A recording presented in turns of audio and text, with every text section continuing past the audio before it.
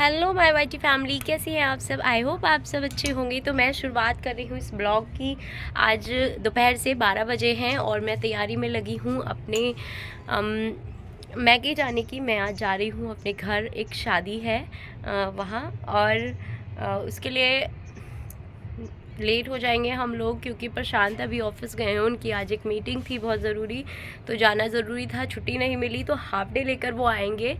तो इस वजह से मैं उनका वेट कर रही हूँ। वो एक डेढ़ दो बजे तक आ जाएंगे और उसके बाद हम निकलेंगे। हमें जाने में, मेरे मैके पहुँचने में 4-5 घंटे लग जाते हैं, तो हम शाम तक ही पहुँचेंगे, शादी के बिल्कुल टाइम तक।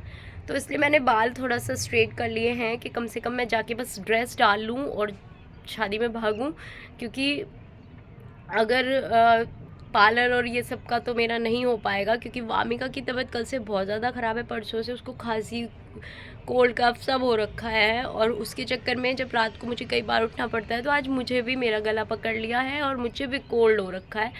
तो जा तो रही हूँ, जाना ज़रूरी है क्योंकि शादी बिल्कुल ख़ास है, और तो इस वजह से। और नहीं तो हालत ऐसी है कि बेटी की भी बहुत तबीयत ख़राब हो रही है और मेरी भी। मुझे बिल्कुल ऐसे सांस नहीं आ रहा। मेरी आवाज़ से भी आपको लग रहा होगा मेरी आवाज़ बहुत बैठ गई है। तो उससे पहले तो चलिए मैं आपको दिखाऊंगी, बताऊंगी, शादी में ऐसा लेके चलूँगी साथ में। तो बने रहिए आप मेरे ब्लॉग में। तो उस जाने की तैयारियां शुरू हो रही थी मेरी, और ये पति देव ने शूज़ इतने गंदे करके रखे थे अंदर, और मैंने पूछा तो बोले साफ़ है। अगर वाइफ ना हो तो इन पतियों का पता नहीं क्या होगा। बस जो जो ज़रूरत के कपड़े थे वो मैंने सब रख लिए हैं, और नॉर्मल सा अपने शूज़ और लोवर टी शर्ट डाली है मैंने, और बामी को भी मैंने कैजुअल से ही कपड़े पहनाए हैं क्योंकि जाके वहाँ रेडी होंगे हम। 4-5 घंटे का सफ़र है, तो गाड़ी में बहुत ज़्यादा अनकम्फर्टेबल वेयर नहीं पहन कर सकते हैं, तो इसलिए अच्छे कपड़े, मतलब लूज़ कपड़े पहने हैं, कंफर्टेबल, जिससे हम अच्छे से जा सके।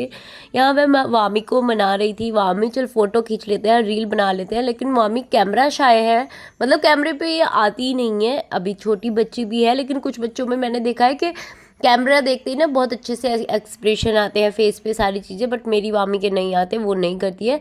उसके बाद बस इसके पापा आ गए और हम निकल गए थे। तो यहाँ मैं पीछे सामान रख रही थी और वामी का यहाँ सीट पे खड़ी थी, तो मुझे बाय बाय कहने में लगी हुई थी और बहुत खुशी हो रही थी, घर जा रही हूँ मैं। तो ये सब आप रिलेट कर सकते हो, हर लड़की का रहता है।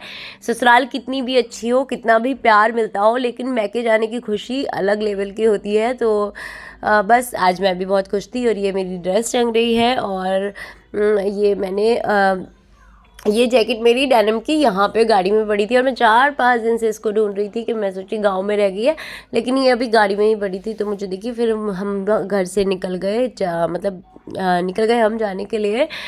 और उसके बाद बस थोड़ा लंबा था हमारा सफ़र, तो आराम से हम पहुँचे थे रात को 10 बजे, 9 बजे होंगे, 9 साढ़े 9 आसपास।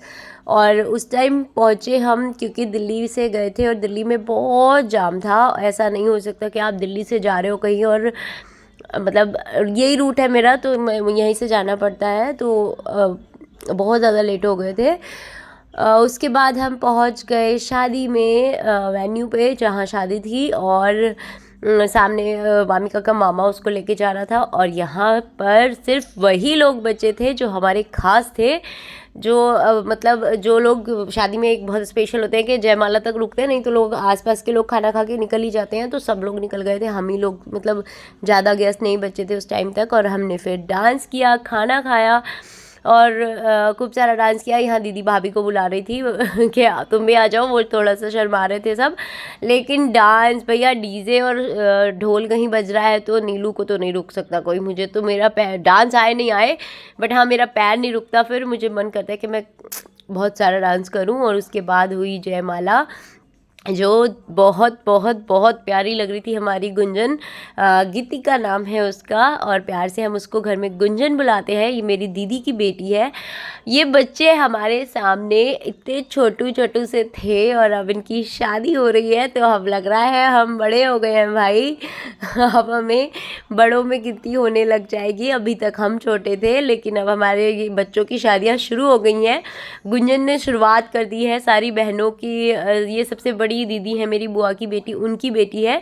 तो बहनों के बच्चों की शादियों की जो तैयारी है वो शुरू हो गई है अब, क्योंकि सबसे बड़ी गुंजन थी और उसकी शादी हो गई है। अब लाइन लगेगी सबकी उसके बाद से।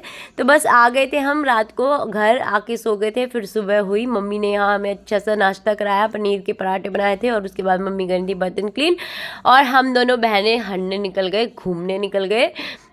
तो हम लोग गए मार्केट, थोड़ा सा हमें काम था और उसके बाद घर आए और फिर बहुत सारी बातें करनी थी आपस में बैठ के, क्योंकि सब लोग इकट्ठा थे, भैया भाभी भी थे, सब थे। तो बहुत अच्छा लग रहा था घर पे सबसे मिलके। और ये देखिए, अब मैंने यहाँ देखा है कि रिक्शा पे पहले नहीं होता था बिजनौर में, अब रिक्शा पे रिक्शा चालक का नाम, उसका एड्रेस, उसका सब कुछ लिखा जा रहा है, जिससे कि कुछ दुर्घटना ना हो। तो ये बहुत अच्छी बात है, मुझे ये बहुत सही लगा।